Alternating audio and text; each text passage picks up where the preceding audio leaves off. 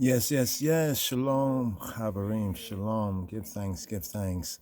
Like to respond when I'm able and can to some of the comments. Give thanks to the subscribers, the viewers, the commenters, even when ones don't agree, or have a disagreement or different perspective on the point or the video, or what is presented and what has been presented. So this right here is actually follow up over here. Let's go right here on the one, did Haile Selassie vote against Israel?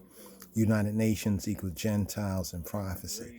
Now, I haven't checked all the comments, and I'm sure that others probably are dialoguing, and maybe agreeing with some things, maybe disagreeing. That's, that there we actually, this is why we're doing this video right here. I think it was Shanti Thomas gives thanks, because I think there was another question that I had answered. I don't know if I took a screenshot. I might have to pause this and take a screenshot, because that's why I was going to do this video right here regarding the star. Let's bring this up right here. The star, or like I said, the flag, right? I know a lot has been said about this particular star, out there in social media. And Shanti, give thanks. I think you you suggested to do a video on the constant accusations. Yeah, definitely the constant accusations. But there are things that are constantly said in social media that are absolutely false, folly, and frivolous. There's things that are repeated over and over and over and over and over again. And because you said that, and because I'm speaking on this right here, just the connection of it, perhaps have to do like little mini videos, okay, on this particular subject matter. And we've caught a lot of these. We've touched on it in the stream. Sometime when we go like the 2-3 hours or more on the stream, we often touch on many of these, because as we conversate and once communicate and, behind the scenes, also here like on the platform, certain questions, certain reasonings or perspectives come up, right? But this is really to speak on this particular flag.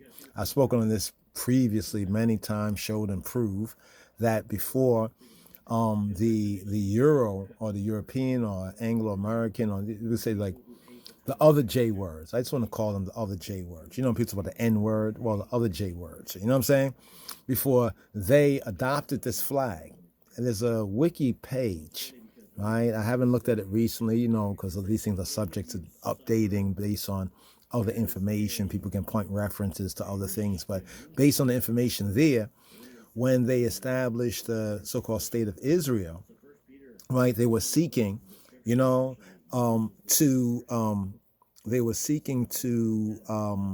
get a flag.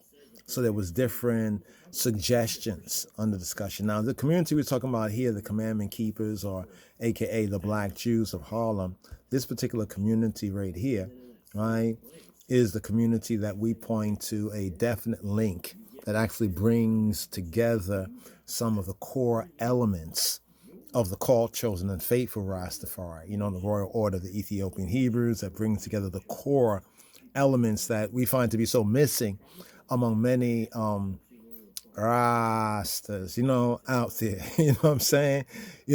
And therefore getting once again to the roots of this. Now here we're at this one that ones no doubt have seen before, many of the regular viewers and commenters, and also those who check out, some of the other works that we have put out, the other studies and demonstrations and presentations. Now here, right, here we see this particular symbol. So I know there'll be some who will comment and say, well, the 6-point star, that's Saturn, and and Satan, and this and that shape, boom, boom, boom, boom, boom. And have we done the video on the both the pomegranate on one hand, and also the Shoshanim? Okay, we're just plugging that in. Yeah, the Shoshanim. Shoshanim is known as a lily. The lily is very, how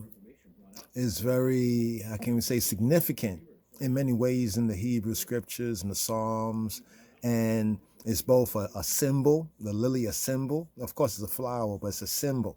Now, the lily flower has 7 You say seven what leaves, seven petals, as it were. It's like slicha. It has like the star. It has six, and the center one, the lily, right? The lily. I might actually show the lily right here so that ones can see this. All right, so here we go right here. Here, let's bring this up. The lily. All right, just on the shape. I know there'll be some ones and ones who will say, oh, a lot of these things, like you said, there's these frequent and continuous, like constant accusations of His Majesty regarding Illuminati. I like to point to one of my brethren's books, Rastafari Over Illuminati, by Ras John Far-I. Hail up, brother. Know you're probably gonna check this out. Be blessed by Shem Yeshua, by Jesus Christos Sim, Nagu Salam, Yesu Salam. Brother, yeah, so he wrote a book. It's called Rastafari Over Illuminati. I would definitely say that book there basically lays down a core of further study that has not been done, right? Or at least it has not been disseminated, right? That really breaks through that rhetoric, that rhetoric. They figure if they repeat it over and over and over again, even though there's no evidence of it, right? It's only inference. But you're correct. And Sister, I think Shanti Thomas definitely will seek to do that there. So here, this is all in connection with what's called a six-pointed star. This is going to be brief right here, right? Or so-called hexagons. We're talking about a geometric shape in nature, in the so-called nature, right? In the netter, right? In nature, right? And therefore, also, it signifies one of the, we say like the fingerprint, like almost like a fingerprint. When one seeks to say, well, who did it? Well, you see somebody's fingerprint on it. And therefore, because you see this fingerprint, right, you can then reference the one who did it because their hands was on it, right? So this is a sign of the fingerprint, right, of Yahweh Eloheinu, Xavier Amlakach, the Almighty, the Creator of El Elohe Yisrael, the Creator of Yisrael, the true Ha Elohim, the true good, the true God. HaKadosh, Baruch Hu, Baruch Hashem, the Holy One, blessed be He, blessed be the name. So here we have this here, right? And I'm just showing this right here, but let's get to the flower. Let's get to the flower. You can see the hand sign, even that hand sign. People say, oh, that's Illuminati. They go and they say, oh, look, this is Illuminati. This is Freemasonry. The Masons do that.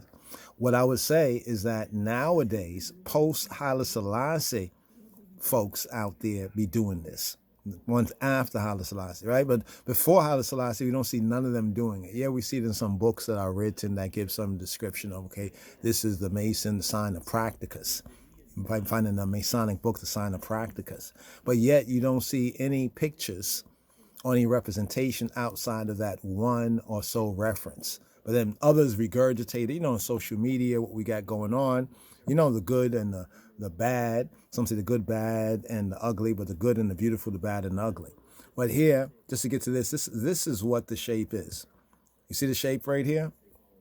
So, if the so-called six-pointed star is evil, then one is saying that the creation, right, of the blameless Creator, right, of Yahweh Eloheinu, of Aina Elohim, Ha Elohim, right, is also evil. Now, if ones are saying that, then there's not too much we can really say besides, Yahweh rebuke you. You know what I'm saying? Rebuke you, You can see over here too, there's another sign. Now, this is known as the lily. In the Hebrew, it's the Shoshan. Shoshan, singularly, and plural is the Shoshanim. So if you look at this right here, look right there in the center, right? How come nobody makes that connection? Like, not nobody, but how come a lot of these ones don't? Because they're just regurgitating.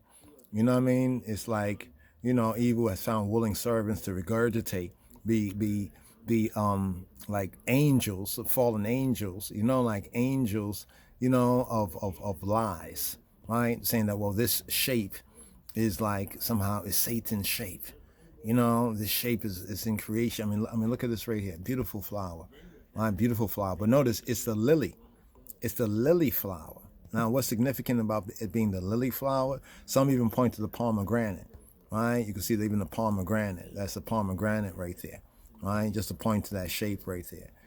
So this is truth, right? Both in the word, like in the scripture, it says seek him, right? Dirshu, at Yahweh, like seek him while he may be found. Seek, the darash, to study, right? So studying the word, right? The scripture, right? And then also studying creation. As which Psalm is it? Psalm 19 speaks of the two witnesses, right? The two witnesses of Elohim, the two witnesses of the Almighty, of the blameless Creator, namely the Scripture, or the Torah, right? Ha-Torah. And then we have His witness in nature, right? So we even have two witnesses, as we have Psalm 19, that is a psalm of the two witnesses, right? Two witnesses, namely Torah and creation. So like the Word, right? The Word become flesh. In the beginning was the Word with Elohim, and the Word being Elohim, right? And the Word become flesh. So here, this is on the lily, right? This is on the lily, the IHS, right? The IHS remind me of like the HSI, right? In the English, right? Haile Selassie I, or Kedemawi Haile Selassie, yeah? So we have these two witnesses.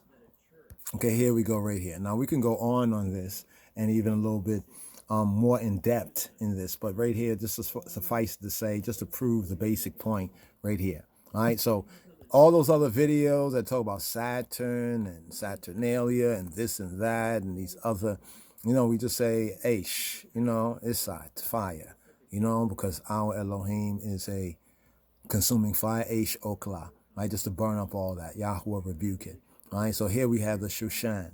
Shushan, right? And also the Shoshan is known as the trumpets, right? You find it in the superscription of Psalm 45, right? Shoshan, Edut is like a testimony, a witness, Shoshan, right? And also Yisrael is referred to as Shoshanim as lilies. Lily symbolically is also a trumpet, but in its geometric shape, we see what's called the six-pointed star, what's called, and what some call, right? We're not saying this is the true name of it, but what some refer to as the Magen David, the star of David. But here it's very clear that we see the Shushan, right? The Shushan, right? Very clear, right? So with that being said, and you can see how it looks like a trumpet, right? The trumpet, the Chatzatzorot, right? Chatzara, right? The trumpet, the silver. Speaking about the silver trumpets, right? The silver trumpets. So here, right? Rev Shel Shoshani, the eve of the lilies, right? That's what that says right there. The Erev Shel Shoshani, Erev Shel Shoshani. So we see this here and also in its Ethiopic. Now the Ethiopic one, the Gondarine one right here is very significant, right? Because we see also the Tau, the Tav, right? The Te, right? The Te, Tau, the T, right? It says, I am the Ha-Aleph, the beginning, or the Ha-Aleph, the first letter of the Hebrew alphabet, and the 22nd, the Tau, or the Tav, right? Which in the Paleo, the old archaic form, can be written in two ways, as an X or as a T. So there we see the T form of it, the T, the Te, as we have in Teferi, and as we have in the Hebrew Tiferet for glory, right? And then we also have the crown, right? Because what does it say? It said, "What, no cross, no crown," right? That's what's said, but the scripture proves that as having a scriptural backative, right? Scriptural backative, right? So here, now, just because evildoers take a symbol, right? Take a symbol, that does not make it evil. So if the evildoers take good water, right, and then they pollute the water, well, that water is polluted, but that doesn't mean that water is bad. It means that their use, them being bad, their use of it is bad, right? So there's a war, right, of truth. Now, here's a top-down view. You see right here, here is the general shape of the menorah, right? You see with the six branches, right? As the Torah says, 3 on this side, 3 on that side. And then you have the shamesh, ha-shamesh, the center, and you have the center branch right there, ha-shamesh, right? The center branch right there. Now, here is the reason why we go into the flame right there and then the lily, right? For the true shape of the ancient, right? What they call the ancient menorah, right? The ancient menorah, right? Then we can see it as the sheriff symbol. Ever ask yourself why they use this sheriff symbol? right? Why they use this sheriff symbol, okay? Right? Then also in archaeology, going back even to the 1st century time, right there, and also the different orientation of it, yeah? Okay, so I want to make a bold assertion right here, right? A bold assertion right here, right? Just for a moment. Okay, so the bold assertion right here is that the star was called, what is called, commonly called the Star of David, and the menorah, when properly understood in the Shoshanim pattern, right? The 3 branches on one side, the 3 on the next side, is actually one and the same, right? Over here, this is the best way I found it. I had it before, but definitely need to find it again. Well, this one, I might be able to use this one here. You see the one on the right-hand side, right? You see how it has a 3-dimensional shape? I don't know if you can see the 3-dimensionality of the one on the right-hand side, right? And that shape, when viewed from a top-down view, right, or like a floor plan view, is equal to the Star of David. In other words, we're saying that the Star of David, what's called the Star of David, equals, right, what we call the Star of David, or what is called the Star of David, equals, we call the Shoshanim, right, the lily, right, the star of the lily, or lily star, right? It equals the pattern of the menorah. Because some say that actually the flag, and this is one thing that was proposed, should have a menorah on it.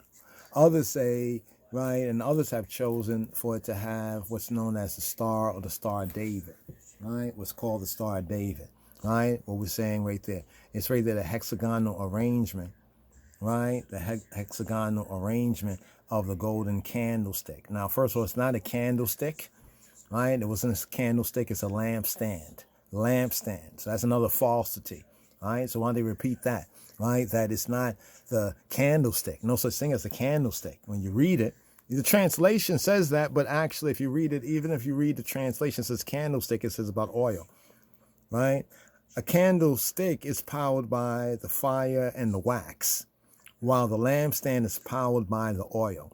So in this bold assertion, we're saying that this right over here, the one on the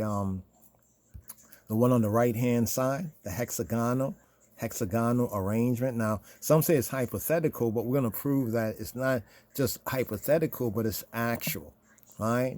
It's actual. So basically, the menorah equals, right? The true pattern of the menorah equals, right, what is known as the Star of David, or the 6-pointed star, right? Equals, right? Equals, right? So this is the bold assertion we're making, and of course, there's a lot of ones. Some are going to see that it's true, right? And hey, go with it.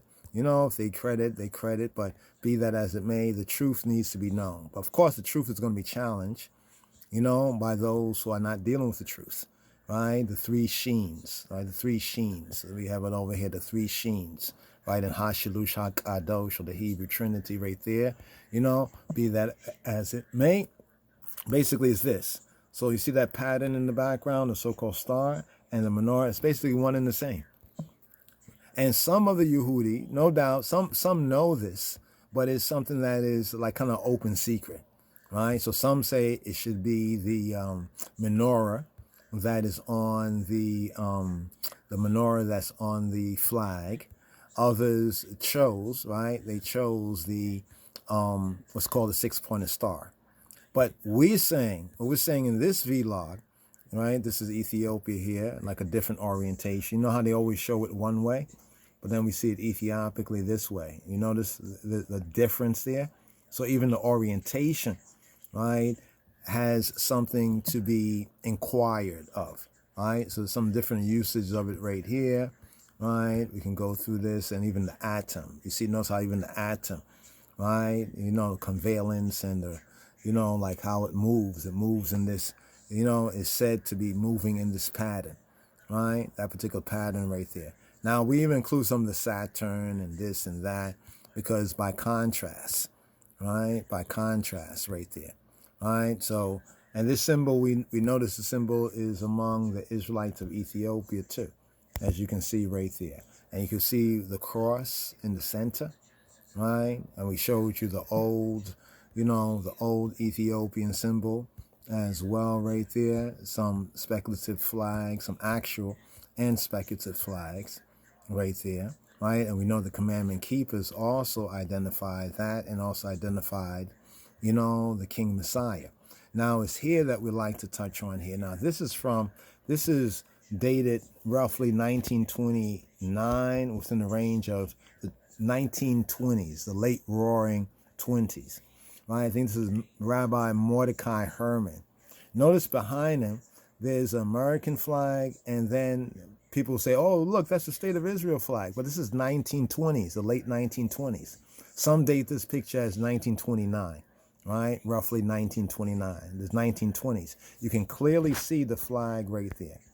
I want you to see that clearly. You can clearly see the flag there, 1920s, right? So the question is, when was the so-called Israeli State of Israel flag adopted? When was it adopted? Okay, so here we're going right here just to look up, do a quick look up right here. State of Israel flag. You see it all over the place. Okay, here we go. So there's this Wikipedia page. I'm not too sure whether they updated it again, but when we last checked, it has some very accurate information, right? Some very accurate information. Now, there's also another commenter. So if I miss your comments, please feel no way, right? We definitely seek to come around to it. There's a lot that's going on. The labor is great. The co-labors are few, but still give thanks for that comment. We kind of would recommend, like, the Rastafari Jews, the email, but more, even better, the lojs.org site, right? The contact, on some question if it's something more in depth. But hopefully we'll get it together, right, and be able to comment regularly, on certain comments. If we miss your comment, then maybe drop the comment again. You know what I'm saying? Definitely, But here, J.C. Rastafari, right? J.C. Rastafari says one day ago, the State of Israel is absolutely not the land. Now, are you saying that the State of Israel, that particular land... Well, okay, let me just say it like this. Whatever you're saying, it's not absolutely clear, but I get what you're saying. I want just to comment on it. So the State of Israel is absolutely not the land. Well, Israel, when we say Yisrael, we're speaking about the people, right? In the first instance, right? There's this whole dichotomy between Israel, that was the northern 10 tribes, and then the southern kingdom, the tribe of Judah, right? Remember we said the Lion of the tribe of Judah, right? The Lion of the tribe of Judah, right? Okay, so the land itself, the land that's currently in the North region, I think there was another comment, I think it was, I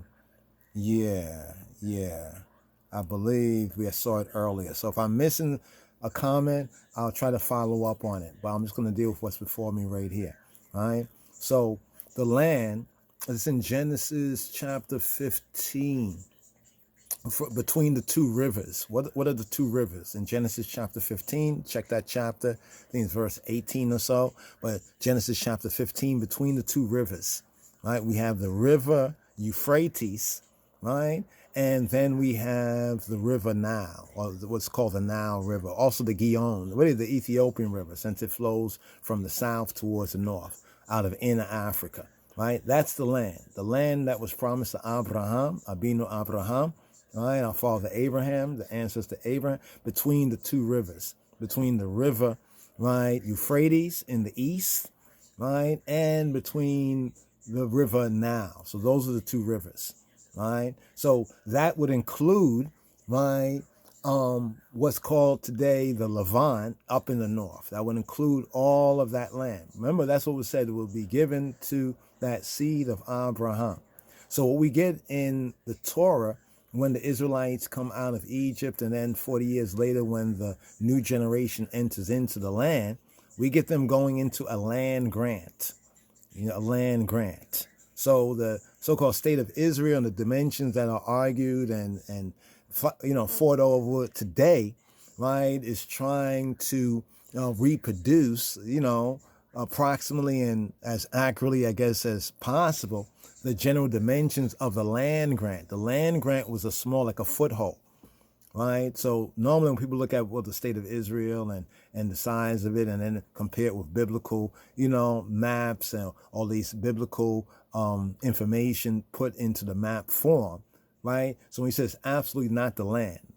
So if you say Israel is not the land, I would say Israel is a people. If you say the state of Israel, you're talking about the state of Israel is not the land, or that, if you're saying that that is not the land, we would say, based on Genesis chapter 15, I think it's verse 18, that the land being given to Abraham, right? So we're talking about the covenant or the word to Abraham, like the Brit Hadash, the New Testament, we've got the covenant to Abraham is between those two rivers, right? And what some refer to as the Palestinian or the Canaan land covenant, that was given to the Israelites, and that was a smaller dimension than what was the promise of the patriarch, right? So the New Testament speaks about how it returns to Abraham. You know, it keeps going to the former, the Abrahamic, right? So the Abrahamic includes that fullness of the land.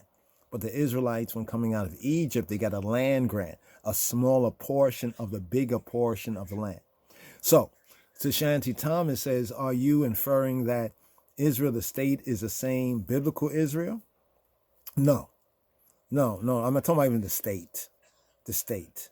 Israel is to be a kingdom. We know Israel is the people, right? And then Israel becomes a kingdom according to the biblical narrative. No, we're not saying that. What we're saying is that that land, right? Judah land, Judea land, and that land going back to the first century times of the Moshiach, Jesus Christos, right, is connected with the biblical New Testament land, right? And the Ethiopians, the Yehudi, the Jews, the Judeans who happen to be Ethiopian, like the Ethiopian eunuch, right? That's where they went, right? So I'm talking about, some people say this is the later Israel of the New Testament time, after the return from the Babylonian captivity. But the state is a political thing. Just hope hope you're over right there. The state is like a political, right? The state is a political thing, right? And you say that is why HIM had interest in the politics of that land. No, I would say that His Imperial Majesty has interest in that land because it was even we, the Black Jews, right, who was pointing to that land before it became the movement, right? It became caught up in the European Zionist movement. So in a sense, you could say that the European Zionist movement co-opted that, or others might say hijacked, but co-opted that. And for a lot of the racial politics that has been, we know that's a whole other reasoning there. Although some who are actually, part of that basically tell us that, things are, that there's victories that are going on. There's victories for we, the Black, Yehudi, right? Well, we the Yehudi who have the Afro-Semitic, the African connection. Yeah, right? So the politics, and are you making the point that just as children, Black people being there, that the land makes it Israel? Well, Israel is the people, right? You see, to that, I'm going to share this, and hopefully I get the other evidence. I read this before where some of the Yehudi, some of the European Jews, they were reasoning, they were saying that they was questioning why it was called the state of Israel, and some questioned that it should have been called the state of Judea, right? Because in the New Testament times, it was not called Israel. In the New Testament times, so I'm saying the later days in time when the Roman Empire came up and they set up Herod, right, the Edomite, to be over that, right? It was called the state of Judea, right? The fuller compass of it, right? The name Israel was not applied, right? Was not applied. The Jews, when we talk about the Jews, okay, we're saying the Yehudi, in the Bible it says Jews or Judeans of the Old Testament time. That when they returned out of the Babylonian captivity during the time of Ezra and Nehemiah, they came to build the wall of Jerusalem and to restore the Judaic, the Yehudi life, and also to be a place for the scattered tribes of Israel. Remember, there was a northern kingdom, the kingdom of Israel, and the southern kingdom of Judah. there was a northern kingdom. So when we talk about state, state is this modern word, right, in the times of the Gentiles. So the term state as we use it today is a modern term in the times of the Gentiles. In the biblical sense, it's kingdom. So when we say that His Imperial Majesty was anointed and one of the coronated titles is King of Israel, this was 1930. This was 18 years before anybody had any idea of a state of Israel, right? So the king, right? The king of Israel, because Israel was to be a kingdom. And there's many of the other, Yehudi who actually argue amongst themselves about this. This is an important point. It doesn't come up on social media because they tend to, have those deeper level of discussions among themselves. But we've come across some of the results of that dialogue. And it's interesting because somebody have a point. They question why was it called Israel, right? Now, one was saying biblical times, Old Testament was Israel, but notice ones are under the Yehudi. So what I think a lot of people are ignorant of is the southern kingdom was the kingdom of Judah, and the northern kingdom was the kingdom of Israel, and 10 tribes of Israel went into captivity, right? First in the 700, right, BC. And then around the 500 BC, we have the southern kingdom, Judah, right, going into captivity. But they returning. The 10 tribes never returned, right? It was Judah, so it was called Judea, right, up to the New Testament time. Then after the temple was destroyed and everything, and the rebellions and Bar Kokhba and all that was going on, then the Romans renamed it to put a middle finger up to the, you could say, the Yehudi and those who still identify the land. They changed the name, right, or Capitonia, something like that. Also Palestine. They named it to Palestine. It was the Romans that did this. Now, the land is still the land. The land connects with the first century time. That particular land right there connects with the first century time, right? Where we have Judea, right? Judea. Remember, he didn't say King of Israel. Notice what said, we found he who is King of Israel. They didn't say that concerning the Moshiach Yeshua, right? They said, we found he who is King of the what? Of the Jews, right? To say King of Judea. So I'm saying that the land itself is significant, right? The land itself is significant, right? That's why there's so many ones warring over the land, right? And it's we, the Black Jews, in a sense that had our prayers and our eyes on that land. So regarding the so-called politics, well, His Majesty's interests, right, relates more to even the church, the Ethiopian Orthodox Church in the first instance. The secondary instance was we, the Black Jews, because there's a strong relationship of we, the Black Jews.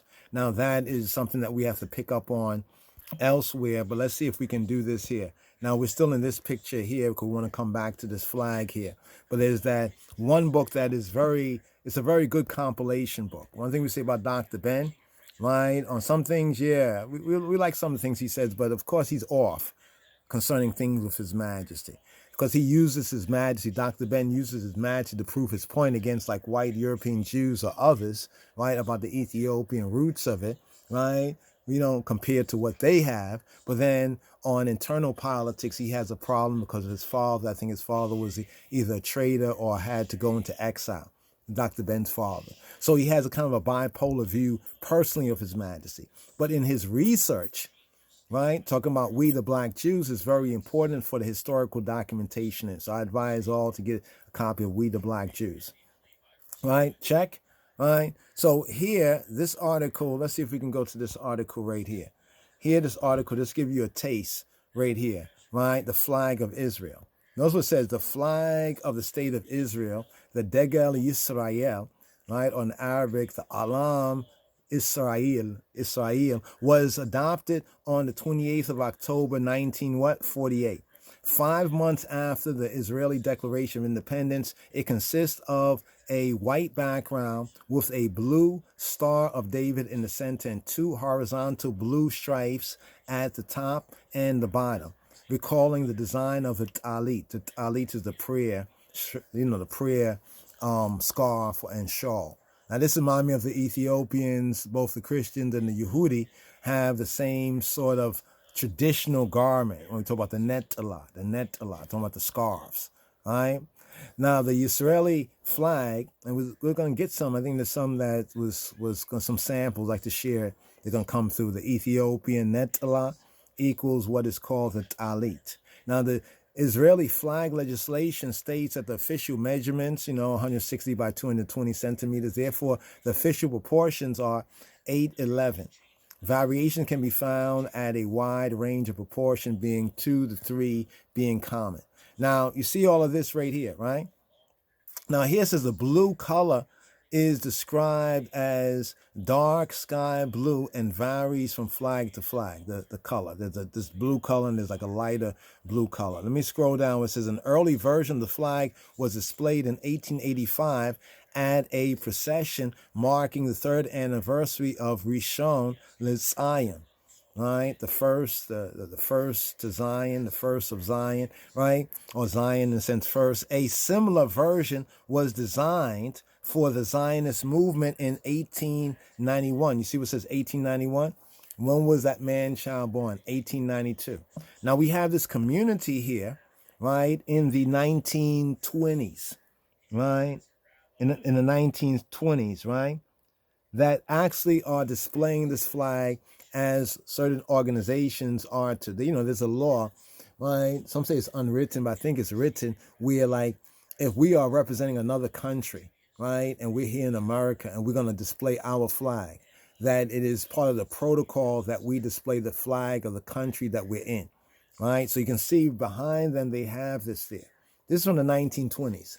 If you can show me, right, in the 1920s or before, where European Jews were displaying this flag, then please do. But to see this flag prominently displayed, right, by our communities, we the Black Jews of the line of the tribe of Judah, right, the Commandment Keepers Congregation, Living God, the Royal Order of the Ethiopian Hebrews is significant. Now, this is right before the Royal Order of the Ethiopian Hebrews. We can say this is like part of the embryonic phase, right? But the connection of being Black Jews and the Ethiopia connection, right? So here we see this flag again. You see this over here, right? You see this over there on the right-hand side being displayed, right? So when ones and ones question, like, oh, we're doing this, we're doing that, we continue to show roots, we continue to show evidence that precede others, right? In 740 AD, when the Eastern European Jews, according to some of their most intellectual and scholarly work, right, first came into the adoption of Yahadut or Judaism, there was already the communities in Ethiopia. And we already know that they also display that particular symbol that often commonly is referred to as the Star of David, right? And many of the real Yehudi or Jewish scholars, right, European Jewish scholars, should I say, the other J words, they even know this. That's why there's a plethora of books, right, that almost bold and blatantly say that, listen, whether we like it or not, these people were first. Talking about the Black people were first. The evidence is there, it's clear. So before 740 AD, there were already communities of we the Black Jews. I mean, we go back to, Tacitus, the Roman historian. I mean, even he mentions that, right? That the Jews of his time, this is around the time of the temple destruction, around that time or thereafter, he said they were of the race of the Ethiopians, the Prolem Ethiopiacum, right? So, this is nothing new right here. It's only new to our people, right? Black people are so incredulous, right? Incredulous of these particular facts, right? This is just basic facts. You know what I mean? These are just basic facts right here. So this video basically was to, actually, let's go over here. Let's see if we can go to the, there we go, once again. Okay, go over here, right? So we have their recognition, that community's recognition of Haile Selassie's dynasty and the roots, right? Beginning with King Solomon, the Queen of Sheba, the Queen of the South. That's why we the Black Jews. Okay, here we go. All right, this book here, this is the book I'm speaking about. Because this book, one thing that Dr. Ben does well, I find it ironic when